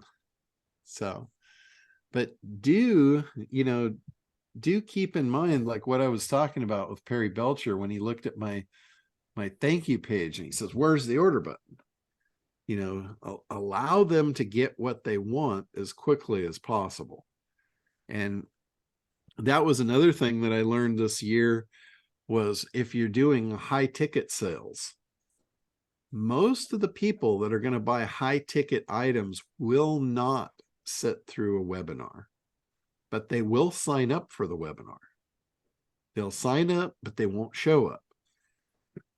So if you're doing high ticket sales and you're doing a webinar to present this, anybody that signs up for the webinar, you should immediately reach out to them to schedule a call to go over it. And what you want to say in the email is, hey, appreciate you signing up for the webinar. What we found is the really serious people that can get the most out of this don't sit through webinars. We can cut to the chase. If you want to hop on a call, I can just give you the 30,000 foot view, and you can decide if this is for you or not. And they'll sign up, they'll do a 5-minute call with you, but they will not sit through that hour webinar. And you'll sell them. You can sell them on that call. So that's kind of the real magic behind high ticket sales. You just have to understand who you're dealing with. Somebody that is a high net worth individual that is able and willing to make that purchase, they value their time. You know, I'm not going to say if it's me, I value my time more than the money. I can't say that across the board about everybody, but they value their time at a much higher level when they have money. It's a luxury that they can afford to value their time. And they will not give their time away as freely as somebody that can't afford what you're doing. And if you're trying to sell something to somebody that can't afford it, you're a little out of sequence with the ACT program. So that's not something that you want to do. It's a recipe for failure is what it is. So you guys want the recipe for success, not for failure. So let's see. All right, Lily, any luck with either? Oh, there we go. Okay, so your question is about AI-driven email and SMS automation integrating ChatGPT. Multiple groups I'm part of have created membership services, 300,000 to 400,000 a year. Okay, I would not spend that kind of money on a membership for ChatGPT. ChatGPT is all about the prompting. You can learn how to do really, really high quality prompts really quickly. We've talked about it several times on this call. It's almost back to that same thing of you got to do the push-ups. If you go and let's say you buy prompts, there's a lot of people selling, 10,000 prompts. They're all bullshit. I've bought a bunch of them. I haven't seen anything yet that's worthwhile. They're all like 1 and 2 sentence prompts, and they're just, for the most part, they're absolute garbage. One thing you have to understand with chat or with AI in general is AI pulls from a pool of the universe. It's got, and not to say it's up to date, because it's not getting, current data from today. It's got a time lapse to it. But that aside, it's pulling from a universe of content that is all over. It's everything. And that said, I want you to think about that content pool as a big triangle. So it's a big triangle. You have the base of the triangle, and then you have the tip at the top. If you split that into 3 layers, it leaves you with the very tip of the triangle being the highest quality content, which there's the fewest of. That's the least of it, is the quality content. The next section down is way bigger, and that is what I call mediocre content. And then the base of the pyramid, the jumbo part, is absolute garbage. It's absolute trash. It's everyone's opinions, which are as worth what they're worth, which is being in the garbage. If you ask ChatGPT a generic question, you're pulling from all of that. So the majority of what it's going to give you is out of the garbage bin. Hence I hope this email finds you well. That comes right out of the trash can at the bottom of that pyramid. So the way to get quality content is in your prompting. When you prompt it, you are telling it what you want. You're telling it, you can give it the exact instruction to get the highest quality content you can imagine. And the way that I start off is I start off by telling it who it is. I pre-frame it with who it is. And I literally will say it. I'll say, you are a top marketer in the world of mortgages. You specialize in first-time homeowners, trying to get their first home loan. You work at the top ad agency in the world, and you are there's no one better at this than you are. So by pre-framing it with that part of the prompt right in the beginning, you're telling it, I don't want every opinion from every Tom, Dick, and Harry. I only want the top marketers' opinions on this. So you're basically flushing out the garbage right out of the gate. And then the next thing is, I'm calling upon you today to help me, whatever you need help with, write a sales page, write an email, and then be very specific with its purpose. If it's an email, say this is an email to a prospect that is interested, but they don't know me. So it's kind of a cold approach, but they have expressed an interest. So I know they're a hot lead. The only cold part here is they don't know me yet, and I need your help to warm them up to me. You can get as long-winded and as detailed as you like, and I would encourage you to go deep on this. Just talk to it like I'm talking to you right now, telling it who it is, telling it who you are, telling it what you need, and everything. Give it every detail you can imagine, every detail you can think of. Anything that you know about your customer, tell it. Anything that you need help with, tell it. Anything you're concerned with, tell it about it. And then let it rip. Don't worry about having it in any kind of a logical order. You don't need to have it in a logical order. You don't need to think this out. Just literally open that chat box and start throwing up. Get it all out. Everything you can think, and then hit the go button. And you will be shocked at the quality of what's going to come out of there. You don't need a group for that. You don't need, you don't need to be spending hundreds of dollars a month to be involved in a group that probably doesn't know to tell you what I just told you right now.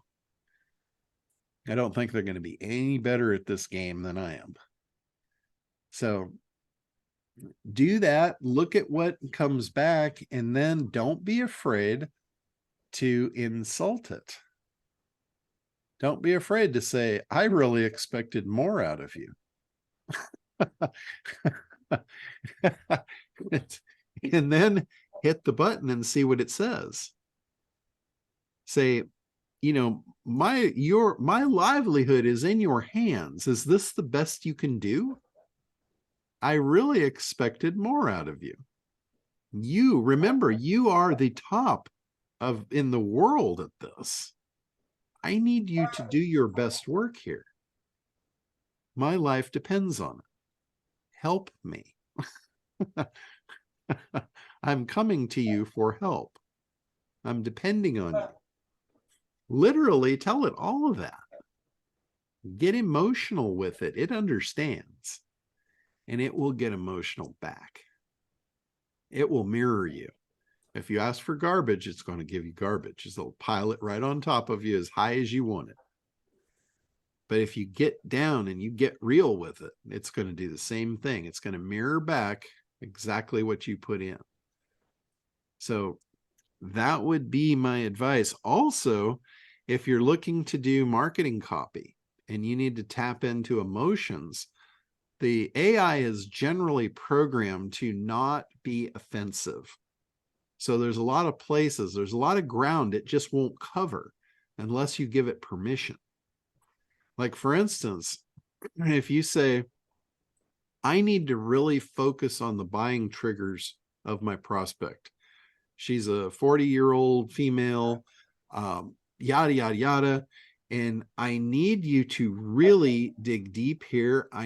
This is just going to be between you and I. No one will ever see this. You don't have to worry about offending anybody. You're taking the gloves off. If you don't take the gloves off, the AI is going to be fighting with one hand tied behind its back. It won't give you what you want. You got to take the gloves off. Give it permission. Give it permission to give you the real deep underlying fear. Tell it you need to know what's keeping this woman up at night. You need to know her deepest fears. You need to know what would just absolutely make her cringe if she heard it in the workplace, if she heard it at home, if she heard it from her grandkids. What would absolutely tear her apart? And if you don't ask it that way, it will not tell you, because it's programmed to not be offensive. It's programmed to not hurt anyone. You have to give it a safe environment to be able to give you what you want. And if you do that, you will be shocked at what it tells you about her fears, about what's keeping her up at night, all this stuff. It will absolutely blow your mind.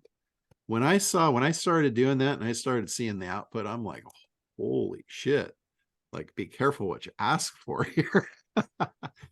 And on the other hand, once you get those negative triggers, those fears and doubts and all that stuff, go ahead and flip it. Say, also tell me what she would absolutely love. What would be the music to her ears to hear from her coworkers, from her spouse, from her family, from her grandkids? What would she want to hear from them? What would give her that warm, fuzzy feeling inside? And it doesn't just do this by itself. It's only as good as your instruction of what you're asking for. If you come on there and you say, yeah, give me a sales page for selling a mortgage, it's going to give you the same thing it gives everyone else, which is about 99% garbage, because it's pulling from the whole pool. You gave it no instruction. You didn't tell it was the best of the best. You didn't tell it you want to dig deep in the emotional buying triggers.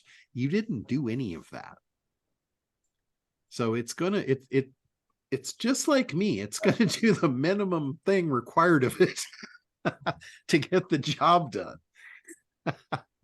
So that should be a lesson to all of you. If you want my help, you better tell me exactly what you want.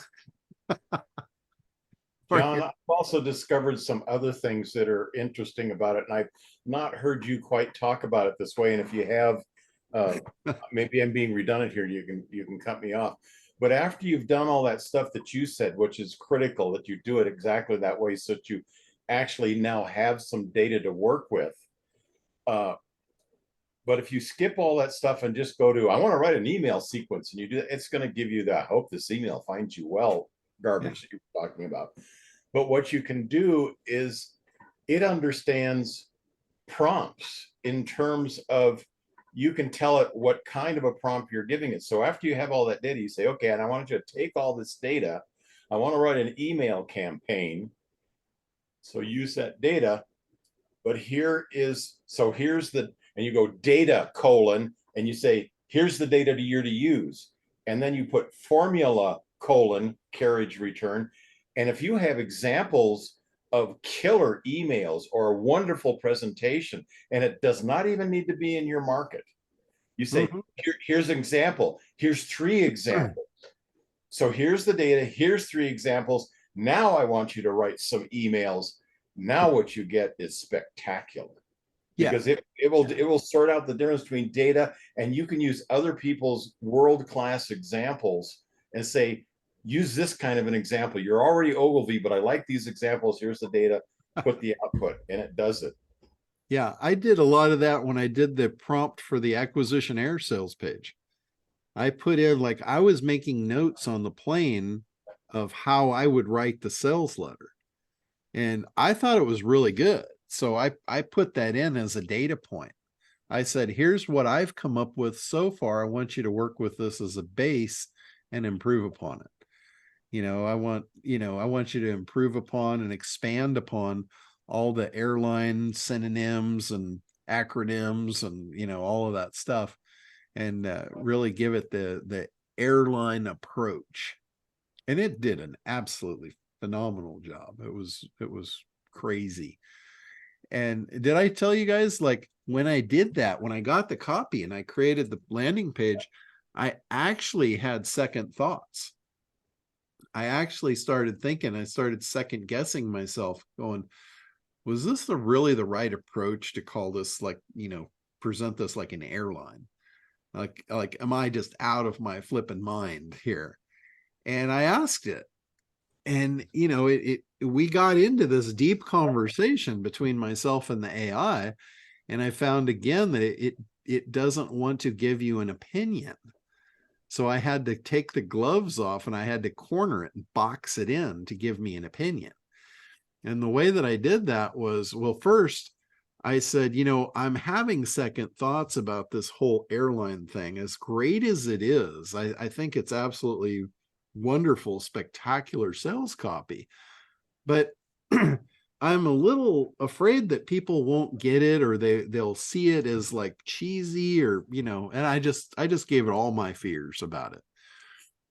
And I said, so that said, I'd like you to come up with a couple of different angles that we could take, not using the airline approach. And it gave me a couple of just absolutely spectacular sales pages. And now I've got this quandary of, well, shit, these are all like, they're equally as good. Which one do I go with? And now I've got a bigger problem, because now I'm starting to second guess all of them. Like, which one do I go with? So I went back and I said, okay, I really need your help now. I need to know, of these three approaches, keep in mind, you are the best at this. You're the number one ad agency. Of these, which one would you recommend to the client that they hang their hat on, they build their business around, they create a brand around, and they actually run a successful business? Which of these do you believe has the best chance, and why? And I think it was because I threw in the "and why" that it was able to do the physical comparison. And it gave me an output of, okay, well, with this one, here's the pros and cons. With this one, here's the pros and cons. With this one, here's the pros and cons. And based on that, this is the one I would recommend. And it was the acquisition air. And one of the biggest pros with it was a whole line of pros. It had to do with it's catchy, it's different, and it's a memorable brand that could be sold in a short time frame for a very large amount of money. And I'm like, sold. So I allowed the AI to convince me that I had made the right decision right out of the gate. And it did. But it was an interesting back and forth conversation to get to that, because it doesn't want to give you an opinion. If you just say, well, which one's best, to say, well, that's beauty's in the eye of the beholder. They give you some bullshit like that. Does Barbara know about this relationship, John? Yeah, she's got a pretty good idea that I'm very intimate with the chat bots. All right, Mr. Tim, you got your hand up there for a while. Go ahead. I have two things that I want to ask you about today. One, you may not be able to help me with, but you may, is I'm dealing with in the servers that I use for my hosting. It's given me too many inodes, and someone's saying about OP cache to be cleared. Is that anything you know, or is that your text? No, that it depends on what kind of servers you're on. If you're getting those kind of errors, you probably got too many sites on a server. It depends on the hosting company. A lot of times the hosting company will sell you what you believe is a server, but it's actually Weird a server, and I know it. I'm just trying to figure out a way to Yeah. reduce size until I can budget up. Yeah, a lot of times what they'll do though, they'll sell you a section of a server. Yeah. And you got a bunch of other people on it and you think it's your server, but you got a bunch of competition for the resources and the No, yeah. So I mean, it's SiteGround. I moved everything over to SiteGround last year, and I do Okay. like it. My sites are a lot faster. All right, things like that. Yeah. But I just kept. I just this past week hit the. You've exceeded the inodes, which I guess are files or Yeah. Is it a cPanel? Is it cPanel it's not server? a cPanel. No, SiteGround went away from doing cPanel type stuff. Yeah, So- cPanel started charging for seat licenses a Yeah, couple of yeah. years ago. So a lot of people got away from them and a lot of people created their own proprietary panels. Mhm. And I don't know if SiteGround is one of them, but I know a lot of people created their own proprietary server panels. I mean, and I know I'll probably have to move up to a, you know what I mean, to a more I think they call it, I forget what they call it. I think it's like called a cloud server. I don't know what their next version is, but it's a pretty big jump. Like I pay $300 or $400 a year to host this, and I basically went in and bought a second big package because they were on sale for like $100 for a Yeah. year. All right, to basically move things over until I learn this. This is a new thing to me because I've never Sure. had, I think, that much. Yeah. And the Well, one what- thing I was told was OP cache. And Yeah, I've what- like not been able to figure out going through no matter what I go to figure out how to access it in Strike our SiteGround to get Yeah. rid of it. You might want to just reach out to their tech support and tell them what's happening and tell them you need that to be expanded. Because you may not have access on your control panel to get to that stuff to really configure that server. I kind of figured that's what it was, but anyway, and I think it's a way, you know what I mean, for them to sell you on buying another hosting plan. But anyway, Yeah, there's a lot of configuration to a server. mhm. One of the most common ones that I have to go in and configure is file size.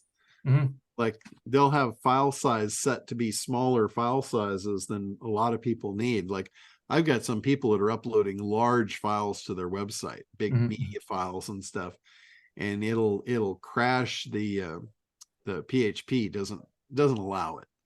So Okay. I'll have to go in and adjust those files, but it's probably not something that you need to do enough that you even need to learn that. I would just lean on their support for it. All right, I'm gonna try that. The second thing I was going to ask is like, and I don't quite have a development on this yet. I was at a networking meeting last night or a party last night, and a lady who runs like a what they call an esthetician. Runs a beauty spa, and you know someone sold her on a Wix site many years ago. Her number one complaint, and her site looks horrible. So she's like, she wants to hire me to simplify it, and make it look good with WordPress.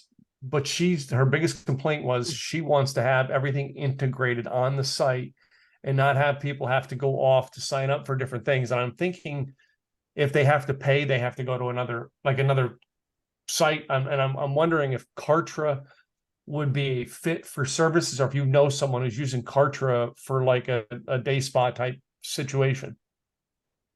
Yeah, I think what she's referring to is like appointment setting things and Yeah, things well, like the appointment settings in there, but I also noticed that the payment to set appointments is like another app you got to sign into. I went through it and stuff. Okay. No, you can do that with Kartra. You can run your appointment thing with the scheduler in Kartra. You can run your payments through there. And you can also put those on the domain. You can put Yeah, it on I know. I subdomain. know that I can move almost everything on the domain, so it's not like it doesn't appear like Yeah. they're actually going off, but they actually are because we're using other apps. Because you're not going to be able to do it all on the site. You are going to need plugins and apps to make this work. Yeah. I just yeah. wasn't sure if you knew somebody who was running like a day spa and using Kartra or not. I believe they are. We've got Anthony down in San Diego. His wife runs a day spa, and I know he's running a WordPress site. We're hosting the WordPress site for him. And I'm pretty sure he's using Kartra for everything. Can you let me view his site? Can you give me a thing? Just tell me what his domain name so I can view what he's doing. It's aceserenity.com. aceserenity.com. All right. Yeah. And they're a day spa down in San Diego. They're the ones that I always use as the example where they were trying to do ads, and nobody was searching for what they had. So we figured out what their audience liked. Like I talked to the woman that does a lot of the treatments, and I say, you got these people on your table for an hour at a time. What do you talk about? What do these people laying on the table like? What are they into? And she said most of them are boat owners. Most of them drink wine and love good wine and cheese. So I said, well, let's banner target your ads on the local wine and cheese sites and on the places that sell boat accessories. And they absolutely filled their roster with those ads. So they have a shopping cart of some sort, and you're able to hit a button. It just says add to cart. See what their cart is. That cart is not. Yeah, if it says cart, it's probably not. Yeah, that's it. Well, the pay options buy with GPay, so proceed to checkout. It's probably done through WordPress then. He's probably using WordPress plugins. It's got to be a WordPress plugin that he's using on this. It is a beautiful site though. It's a lot better than what this lady has. I talked to, so yeah. I got an example. I appreciate that. I was looking for an example. I can kind of go off of what I can do. I can connect you with Anthony if you want to talk to him. Yeah, if you could, I would love to. Yeah, just send me an email. Does he do the site, or does your team do the site? I think he did that site. Okay, cool. So yeah, I'd love the connection if you wouldn't mind. All right, put us in a text or an email together. Yeah, just shoot me an email and I'll connect you with him. All right, that's the questions I had for you today. I appreciate it, man. Anthony, he's one of the ones. He's in the club here. He shows up, a couple times a year when he needs me. Okay. So, all right. Anything else before we wrap up here today? I think we covered a lot of ground. Sure did today. All right. Well, hey guys, welcome back to the Thursdays. We're back on schedule anyway, and should be good to go here for a while. But we will talk to you guys next week. And for those of you that bought XRP last week, when I told you to, you got a nice little bump on that one. So good for you. Now it's down about 10% today. It's a good time to buy. It's a good time to buy more. Yep, that's exactly right. It'll be back very shortly. Our pleasure. All right, guys. Well, have a great week, and we will talk to you soon. Thanks, John. Bye, everybody.